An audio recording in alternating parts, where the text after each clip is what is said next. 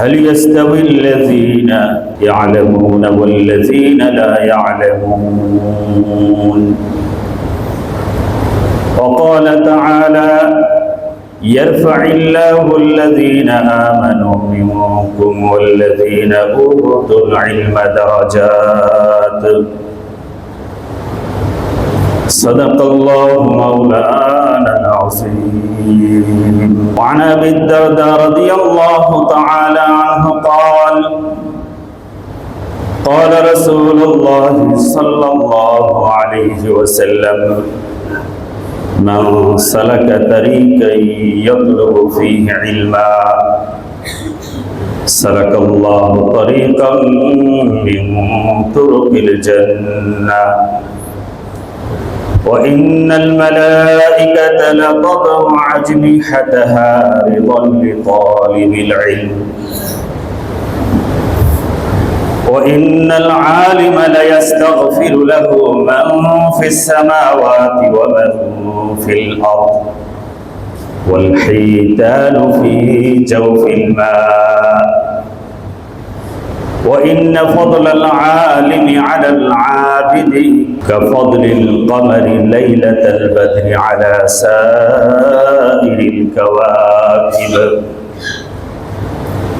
وإن العلماء ورثة الأنبياء وإن الأنبياء لم يورثوا دينارا ولا درهما ورثوا العلم فمن أخذه أخذ بحظ وافر رواه أبو داود أو كما قال عليه الصلاة والسلام. মুআজ্জাজ হাজিরিন ইকরাম, আপনারা যারা বুঝেছেন আমি যে আয়াত ও হাদিস পড়েছি, এই আয়াত ও হাদিস এলেম এবং জ্ঞানের মর্যাদা সম্পর্কে।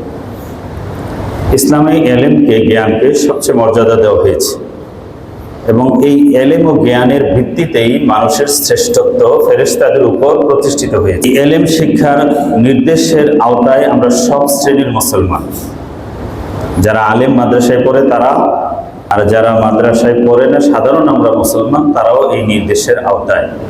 নবী করিম সাল্লাল্লাহু আলাইহি ওয়াসাল্লাম প্রত্যেকেই বলেছেন তালাবুল ইলমি ফরিদাতুন আলা কুল্লি মুসলিম, জ্ঞান শিক্ষা করা প্রত্যেক মুসলমানের উপর ফরজ। এবং আমাদের কওমি মাদ্রাসাগুলোতে আপনারা জানেন যে রমজানের পরে নতুন শিক্ষাবর্ষ চালু হয়। এই মাদ্রাসার সাথে, যে এই মসজিদের সাথে একটা মাদ্রাসা আছে, এই 1947 সনে যতটুকু আমি শুনেছি এই জমিটা অক্ষ হয়েছে 2 বিঘা জমি মসজিদের নামে। সম্ভবত 82-83 সনের দিকে এখানে বাইতুস সালাম নামে আরেকটি মাদ্রাসাও প্রতিষ্ঠিত হয়েছে। ইসলামের প্রথম ওহী হলো ইকরা বিসমি রাব্বিকাল্লাযী খালাক, পড়ো তোমার প্রভুর নামে যিনি তোমাকে সৃষ্টি করেছেন। এই পড়ার গুরুত্ব, জ্ঞানের গুরুত্ব ইসলামে সবচেয়ে বেশি। আল্লাহ পাক বলেছেন ইয়ারফাইল্লাহুল্লাযীনা আমানু মিনকুম ওয়াল্লাযীনা উতুল ইলমা দারাজাত। আল্লাহ পাক যাদেরকে ঈমান দিয়েছেন, যাদেরকে ইলম এবং জ্ঞান দিয়েছেন, তাদেরকে বহু গুণ মর্যাদা বাড়িয়ে দিয়েছেন, দারাজাত, অনেক দরজা স্তর বাড়িয়ে দিয়েছেন। এবং আল্লাহ পাক রব্বুল আলামিন সাধারণ মানুষকে বলেছেন ফাসআলু আহলা যিকরি ইন কুনতুম লা তা'লামুন, তোমরা যারা জানো না, যারা জানে তাদের কাছে জিজ্ঞেস করে নাও, তাদের কাছ থেকে জানো। আল্লাহ পাক রব্বুল আলামিন বলেছেন ইন্নামা ইয়াখশাল্লাহু মিন ইবাদিহিল উলামা, আমার বান্দাদের মধ্যে যারা আলেম তারা আমাকে বেশি ভয় করে। যে চিনে সেই কিনে, তাই না? না চিনলে তো সে কিনবে না যে এটা কি জিনিস। মক্কা গেলে আমরা অনেক ধরনের জিনিস দিয়ে ফুটপাতে বিক্রি করে, যে ভাই এটা কি, এটা খেলে কি উপকার হয়, চিনি না এটা কি কিনবো, আবার মানুষ কিনতেছে। যে চিনে সে কিনে। হুজুর আকরাম সাল্লাল্লাহু আলাইহি ওয়াসাল্লাম বলেন যে মেরাজের রাতে আমি জিবরাইলকে দেখেছি যে আল্লাহর ভয়ে এমন থরথর করে কাঁপতে, পুরানো চট যেরকম জড়সড় হয়ে লেগে থাকে, নতুন চট ভাঁজ করলে ফুলা থাকে, পুরান হলে কি চেপে থাকে, জিবরাইলকে পুরানো চটের মতো এইভাবে চেপে থাকতে দেখেছি। তিনি আমার পাশে বসা ছিলেন, আল্লাহর ভয়ে এইভাবে থরথর করে কাঁপতেছিলেন। কারণ আল্লাহর শান, মান, মর্যাদা, বরত্ব, জালালিয়াত জিবরাইল যেভাবে জানে, যেভাবে দেখেছেন, আমরা সেভাবে দেখি নাই, আমরা সেভাবে প্রত্যক্ষ করি নাই, আমাদের সামনের মধ্যে সেই ফিলিংসটা নেই। জিবরাইল ইসলাম এইভাবে আল্লাহকে ভয় করতেন, যেন যে চিনে সেই তিনি সম্মান করে। আমি 2008 সনে যখন এখানে নির্বাচন হয়, হাসিনা যখন প্রথম ক্ষমতায় আসে আওয়ামী লীগ, ওই সময় আমরা হজে ছিলাম। তো মন্ত্রী পরিষদ গঠন হয়েছে, কে কোন মন্ত্রণালয় পেয়েছে দুই একটা শুনছি, সব জানি না। তা আসার পরেই হলো জানুয়ারি মাসের 10 তারিখে আসছি এই ইজতেমা। তো ইজতেমায় গেছি, দেখি যে আমাদের টঙ্গীর আজমতুল্লাহ খান বিরাট এক দল নিয়ে উনি আসতেছে, আমিও ঢুকতেছি, এরকম একটা মুখোমুখি। তো উনি আমাকে চিনে, হজে গেছে, উনি একেবারে জড়াইয়া ধরছে, কোলাগুলি করছে। তো কোলাগুলি করছি, বাস মোসা করছি, ক্রস করে চলে আসছে। পরে শুনলাম ওনার পাশে যিনি ছিল, উনি ছিল সোহেল দাস, স্বরাষ্ট্র প্রতিমন্ত্রী। তো স্বরাষ্ট্র মন্ত্রী পরে আমি চিনিও না, জানিও না, আমি এর সালামও দেই নাই, হাতও মিলাই নাই। পরে চিন্তা করছি, আরে উনি কি মনে করবো যে আজমতুল্লাহ খানের সাথে হাত মিলাইলো, আমার সালামও দিল না। আমি অনেকে চিনি না, তো সালাম কি দিব, দেখিও নাই। তো ব্যাপারটা হলো যে চিনে না তাকে কি সম্মান করবে। তো একটা জিনিস, যে হীরা মানিক মুক্তা চিনে সে কুড়ায় নেই, যে চিনে না সে দেখবেন পাড়ায় চলে যেতেছে, এটার কদর সে বুঝে না। এই জন্য যে জানে সে মানে। আল্লাহ বলছেন, ইন্নামা ইয়াখশাল্লাহা মিন ইবাদিহিল উলামা, আমার বান্দাদের মধ্যে যারা আলেম তারা আমাকে বেশি ভয় করে, কারণ আমাকে চিনে। এই জন্য আমরা হয়তো আলেমদের সামান্য ত্রুটি বিচ্যুতিকে আমরা সমালোচনা করি, কারণ সাদা কাপড়ে ময়লা লাগলে দেখা যায় বেশি। কিন্তু আলেমদের চেয়ে আর কেউ আল্লাহকে বেশি ভয় করে না, এটা আল্লাহ নিজেই বলছেন। জন্য ইলিয়াস রহমতুল্লাহ আলাইহি ওনার মরফুজাতে লিখছেন, উলামা और अरब बिगड़ते बिगड़ते जहां तक जाएगा तुम तरक्की करते करते वहां नहीं पहुंच सकोगे। उलामा और अरब बिगड़ते बिगड़ते जहां तक जाएगा तुम तरक्की करते करते वहां नहीं पहुंच सकोगे। আলেমরা এবং আরবের মানুষ তারা নষ্ট হইয়া কইসা যেখানে গিয়ে শেষ হইব, তোমরা উন্নতি কইরা সারা জীবনে ওই নষ্ট জায়গায় পৌঁছতে পারবে না। এলেমের মর্যাদা ইমানেরও আগে। আমরা তো জানি ইমান, নামাজ, রোজা, হজ, যাকাত। এলেমের মর্যাদা ইমানেরও আগে। আপনি যে ইমান আনবেন, ইমান সহি হওয়ার জন্য শর্ত হইল ইলম, ইমান শিখার জন্য শর্ত হইল ইলম। এটা আমি বলছি না, কোরআন শরীফে আল্লাহ নিজে বলেছেন, ফাআলাম আন্নাহু লা ইলাহা ইল্লাল্লাহ ওয়াস্তাগফির লিযামবি। ফাআলাম, আল্লাহ বলছে জেনে রাখো, লা ইলাহা ইল্লাল্লাহ, আল্লাহ ছাড়া কোনো ইলাহ নাই। লা ইলাহা ইল্লাল্লাহর আগে আল্লাহ নিজে বলছেন ফাআলাম, আগে শিখো, জানো। এলেমের মর্যাদা ইমানেরও আগে। নবী করিম সাল্লাল্লাহু আলাইহি ওয়াসাল্লাম একথাই দ্ব্যর্থহীন ভাষায় ঘোষণা করেছেন, তলাবুল ইলমি ফরিদাতুন আলা কুল্লি মুসলিম। প্রত্যেক মুসলমানের উপর এলেম শিক্ষা করা ফরজ, সবাইকে শিখতে হবে। হুজুর সাল্লাল্লাহু আলাইহি ওয়াসাল্লাম বলেন, তাআল্লামুল ফারাইজ ওয়াল কুরআন ওয়া আল্লিমুন নাস ফাইন্নী মাকবুস। তাআল্লামুল ফারাইজ ওয়াল কুরআন ওয়া আল্লিমুন নাস ফাইন্নী মাকবুস। আমি একদিন থাকবো না, তোমরা ফরজ এলেম শিক্ষা করো, মানুষকে শিখাও, আমার কাছ থেকে দিন শিখে নাও। আল্লাহ পাক রব্বুল আলামিন এটা বুঝিয়ে দিলেন, যদি সততা এবং নিষ্পাপ হওয়া যথেষ্ট নয়, প্রতিনিধি হওয়া, নেতৃত্ব দেওয়ার জন্য তার জ্ঞান লাগবে, বিদ্যা লাগবে, জানা লাগবে। এই জানায় যেহেতু আদম শ্রেষ্ঠ, সুতরাং আদম শ্রেষ্ঠ জাতি, তোমাদের চেয়ে প্রতিনিধি হওয়ার ক্ষেত্রে তারা বেশি যোগ্য, তারা বেশি পারফেক্ট। তো মানুষের শ্রেষ্ঠত্ব মানুষের সৃষ্টির আদিতে জ্ঞান দিয়ে, শিক্ষা দিয়ে, জানা দিয়ে, নলেজ দিয়ে, টেকনোলজি দিয়ে, বিজ্ঞান দিয়ে নির্ধারিত হবে। এটা আল্লাহ পাক রব্বুল আলামিন সৃষ্টির আদিতেই বলে দিয়েছেন। নবী করিম সাল্লাল্লাহু আলাইহি ওয়াসাল্লাম অসংখ্য হাদিসে ইলমের শ্রেষ্ঠত্ব এবং গুরুত্ব তুলে ধরেছেন। হুজুর আকরাম সাল্লাল্লাহু আলাইহি ওয়াসাল্লাম বলেন, মাইয়ুরিদিল্লাহু বিহি খাইরান ইউফাক্কিহু ফিদ্দীন। মাইয়ুরিদিল্লাহু বিহি খাইরান ইউফাক্কিহু ফিদ্দীন। আল্লাহ যার কল্যাণ চান, যার মঙ্গল চান, তাকে দ্বীনের জ্ঞান বুঝ দান করেন। একজনের দ্বীনের জ্ঞান বুঝ জানে আর জানে না, তেমন আকাশ পাতাল বেশ। দেখেন আপনি নামাজে যা পড়ছেন, একজনের অর্থ বুঝে যে আমি আল্লাহকে কি বলছি, আল্লাহর সাথে যে কথোপকথন হচ্ছে, যে কনভারসেশনটা আমরা করতেছি, বুঝে বুঝে করতেছি আর না বুঝে করতেছি, এর মধ্যে বলেন ওজনে, মানে, গুরুত্বে সমান হবে? শিক্ষার গুরুত্ব সম্পর্কে আবু দাউদ শরীফের একটা হাদিস আপনাদের সামনে পড়েছি, 10,037 নম্বর হাদিস। এই হাদিসটার অর্থ বলি। হুজুর আকরাম সাল্লাল্লাহু আলাইহি ওয়াসাল্লাম বলেন, মান সালাকা তারিকাই ইয়ালতামিসু ফীহি ইলমা। কিছু কোন বর্ণনা আছে ইয়াতলুবু, মান সালাকা তারিকাই ইয়াতলুবু ফীহি ইলমা সালাকাল্লাহু বিহি তারিকাম মিন তুরুকিল জান্নাহ। যে ব্যক্তি ইলম অন্বেষণের পথে চলে, আল্লাহ পাক রব্বুল আলামিন তার জন্য জান্নাতের রাস্তা সহজ করে দেন। ওয়া ইন্নাল মালাইকাতা লাতাদউ আজনিহাতাহা রিদান লিতালিবিল ইলম।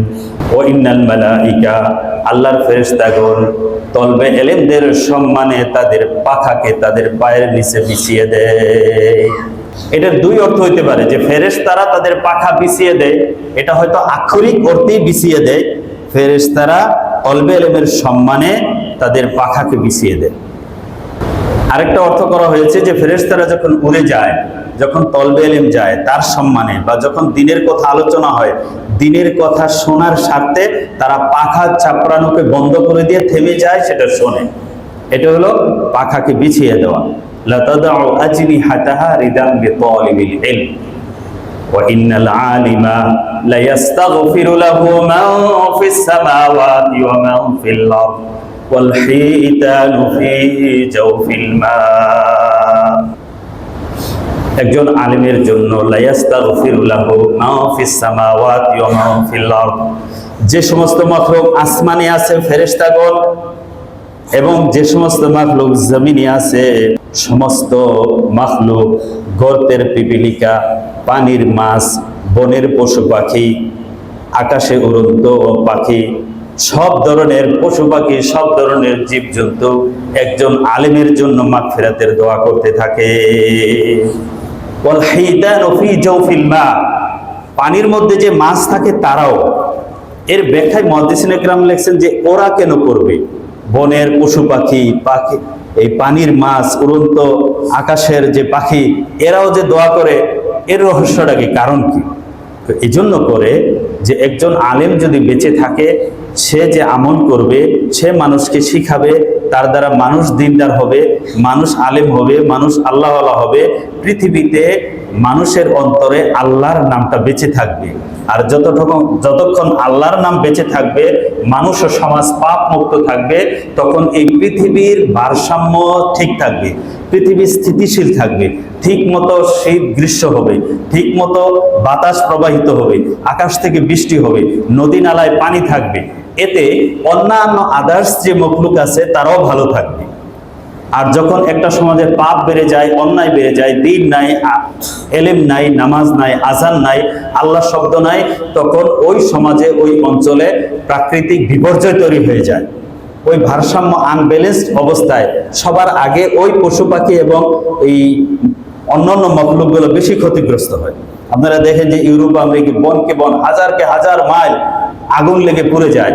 যখন আগুন লেগে পুড়ে যায়, তখন গাছ পড়ে, গাছের পাখিগুলা পড়ে না, বনের পশুগুলা তারা বাড়িঘর হারা হয় না, সবকিছু বিপর্যয় হয়ে যায়। যখন জলোচ্ছ্বাস হয়, নদী শুকিয়ে যায়, নদীর মধ্যে যখন প্রলয়ঙ্কারী সিডর তৈরি হয়, তখন কি হয়? সামুদ্রিক জীবজন্তুগুলো ক্ষতিগ্রস্ত হয়। ইন্না ফাদলাল আলিমি আলাল আবিদি কাফাদলিল কামারি লাইলাতাল বাদরি আলা সাইরিল কাওয়াকিব। ও ইন্না ফাদলাল আলিম, মুস্তাম উদাহরণ দিয়েছেন একজন আলিমের মর্যাদাটা, একটা উপমা দিয়ে তোমরা শোনো। একজন সাধারণ মুসলমান না, বরং একজন আবেদ, আলেম নয়, নন আলেম, একজন খুব ইবাদতকারী যে ব্যক্তিটা, এই ব্যক্তির তুলনায় একজন আলেমের মর্যাদা এমন, কাফাদলিল কামারি লাইলাতাল বাদরি আলা সাইরিল কাওয়াকিব, 14 তারিখের রাতে সমস্ত নক্ষত্রের উপরে চাঁদের আলোটা যেরকম প্রভাবিত, চাঁদের মর্যাদাটা যত বেশি, চাঁদের আলোটা সমস্ত দুনিয়াব্যাপী, এই চাঁদের মর্যাদা 14 তারিখের রাতে যেমন প্রবল, অন্যান্য নক্ষত্রের উপর একজন আলেমের মর্যাদা একজন আবেদের উপর তত বেশি হলো। সুবহানাল্লাহ। 14 তারিখের রাতে তারা, নক্ষত্র, এগুলো দেখা যায়, চাঁদের আলোতে দুনিয়া আলোকিত হয়ে যায়। অন্যান্য তারাগুলো, নক্ষত্রগুলো দেখা যায় না। চাঁদ একটা উপগ্রহ, তার আলোতে সব ভরে যায়। তেমনি ভাবে একজন আলেমের মর্যাদা সাধারণ আবেদের তুলনায় এমন বেশি। রুস্তাম অন্য হাদিসে বলছেন, কাফাদলি আলা আদনাকুম, ইন্না ফাদলাল আলিমি আলাল আবিদি কাফাদলি আলা আদনাকুম, তোমাদের একজন সাধারণ মানুষের তুলনায় আমি নবীর মর্যাদা যত উপরে, যত বেশি, তোমাদের সমাজে একজন আলেমের মর্যাদা সাধারণ মানুষের তুলনায় তত বেশি। হুজুর আকরাম সাল্লাল্লাহু আলাইহি ওয়াসাল্লাম শেষে যেই কথাটা বলেছেন সবচেয়ে সিগনিফিকেন্ট কথা, সবচেয়ে গুরুত্বপূর্ণ কথা। হুজুর সাল্লাল্লাহু আলাইহি ওয়াসাল্লাম বলছেন, ওয়া ইন্নাল উলামা ওয়ারাসাতুল আম্বিয়া ওয়া ইন্নাল আম্বিয়া লাম ইউওয়ারিসু দিনারাও ওয়ালা দিরহামা ওয়া ইন্নামা ওয়ারাসুল ইলম ফামান আখাযাহু আখাযা বিহাজ্জিন ওয়াফির। আলেমরা হলো নবীদের উত্তরসূরি, নবীদের উত্তরাধিকারী। উত্তরাধিকারী কারা হয়? যারা বাবার সম্পদ পায় তারাই বাবার উত্তরাধিকারী, যারা সম্পদ পায় তারা উত্তরাধিকারী।